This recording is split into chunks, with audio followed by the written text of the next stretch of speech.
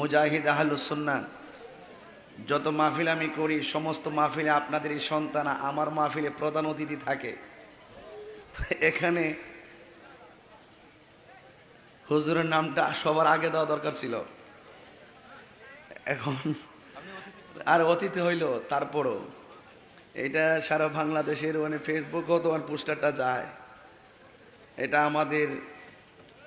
আমাদের যে আমরা যে আদব লালন করি সে লালনের জায়গা থেকে কিছু প্রশ্ন থেকে যায়, এটা আপনাদের গর্ব। আল্লামা আলহাজ মুফতি উসমান গনি সালি হুজুর মদাজিল্লাহুল আলী, আল্লাহ পাক হুজুর হায়াতের মধ্যে বরকত দান করুন, আমিন পড়েন।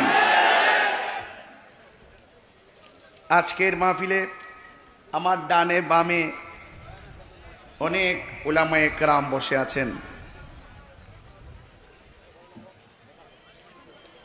বিশেষ করে পাকেরহাট ইসলামিয়া কামিল মাদ্রাসার প্রিন্সিপাল হুজুর সারা মানে অনেক শ্রম অনেক কষ্ট দিয়ে এত বড় একটি ধর্মীয় বিদ্যাপীঠ কামিল মাদ্রাসা, সাধারণ চারটাখানি কথা না, খেদমত করতেছেন। আজকে আমার সাথে গাড়িতে আমরা একসাথে বসেছিলাম হুজুরের সাথে। হুজুর বলতেছেন যে মাদ্রাসা থেকে যে বাড়িতে যেতে মন চায় না, কাজ শেষ করে এশারের নামাজ আজান হয়ে যায় মাদ্রাসাতেই। এটি হলো দিনের প্রতি দরদ, মাদ্রাসার প্রতি দরদ, তাই না? হুজুরও বসে আছেন, আমার ডানে বামে অনেক পীর মাশায়েখ উলামায়ে কেরাম বসে আছেন।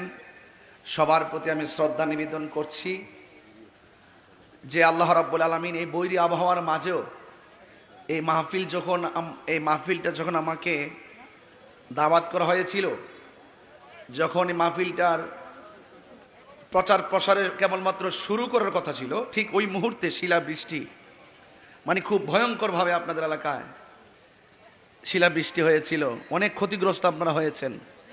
আমাকে হুজুর জানিয়েছেন, হুজুর বলতেছেন যে এত ক্ষতি মানুষের হয়েছে, মন চাচ্ছে যে সব কিছু উজাড় করে দিয়ে মানুষের পাশে দাঁড়ানো। এখন এই মুহূর্তে মাহফিল কিভাবে কি করি? আমি বলছি যে হুজুর আসলে তো বিপদ, মাহফিল যদি না হয় তাহলে আমাকে জানাবেন। আর বিপদ তো আসলে আজকে আপনাদের বিপদ, কালকে আমারও তো হতে পারে। এরপর আল্লাহ রহমতে আপনারা স্বতঃস্ফূর্ত অংশগ্রহণ, যে যিনি বৃষ্টি দিয়েছেন, যিনি শিলাবৃষ্টি দিয়েছেন, ফসলের ক্ষতি হয়েছে, বলেন ফসল দেওয়ার মালিককে। আমরা এই মাহফিল কমিটি সর্বোচ্চ যে রব আমাদেরকে পরীক্ষা করতেছেন,